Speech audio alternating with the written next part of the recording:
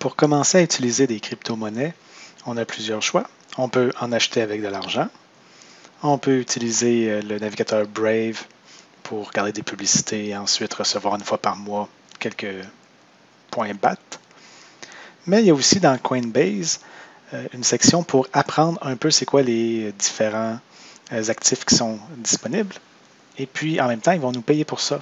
Donc si on va dans Coinbase apprendre et gagner des crypto-monnaies, en ce temps-là, on peut voir plusieurs sections, comme là, il y en a une présentement sur Clover Finance, Stellar Lumens et plusieurs autres comme ça. Puis ça devrait changer avec le temps aussi.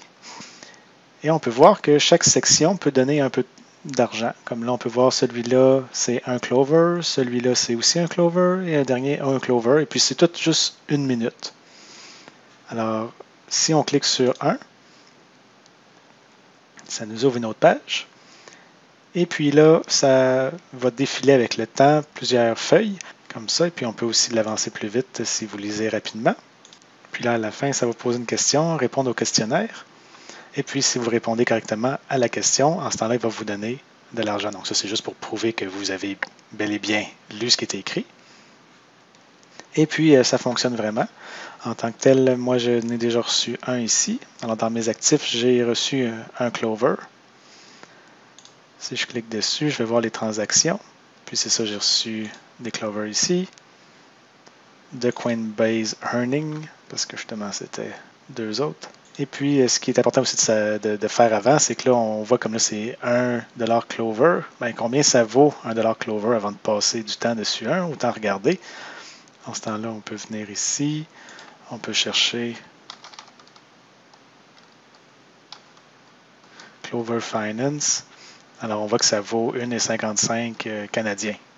Alors, c'est intéressant. Ça va faire un bon 5$ une fois que je vais avoir tout regardé les 3 vidéos. Et puis après ça, ben, vous pouvez les transiger. Donc, si je veux transiger celle-là, je peux faire achat-vente. Je peux les vendre puis les mettre dans mon compte PayPal. Ou encore là, je peux les convertir. Par exemple, si vous en avez plusieurs de plusieurs sortes différentes, donc si vous allez les faire un par un, dans ce temps-là, à chaque fois que vous allez vouloir les envoyer à PayPal, si je fais vendre tout, on voit ici qu'il y a des frais Coinbase de 99 sous canadiens, donc en gros 1$ canadien. Puis chacun va vous charger à chaque fois 1$ canadien pour transférer à PayPal. Alors le mieux, c'est de tous les convertir. Par exemple, je pourrais dire de Clover Finance, les points BAT, tout convertir. Puis là, en ce temps-là, en les mettant en points BAT, il n'y a pas de frais Coinbase. Tout ce qu'il y a, c'est des frais de taux de change. Donc, si on clique ici, ça nous le dit qu'en gros, ils font un écart au taux de change. Donc, mettons que le taux de change, c'était du 1 pour 1. Bien là, en ce temps-là, si tu veux en vendre, bien, il va peut-être te mettre à 0,95. Donc, tu vas perdre un 5 sous. Puis, pour ça, si tu le rachètes, tu vas perdre un autre 5 sous. Puis, si tu le revends, un autre 5 sous. Donc, c'est comme ça qu'ils font quelques frais, mais au moins, c'est un pourcentage comme ça, puis c'est quand même léger. Donc, on peut toutes les convertir en BAT.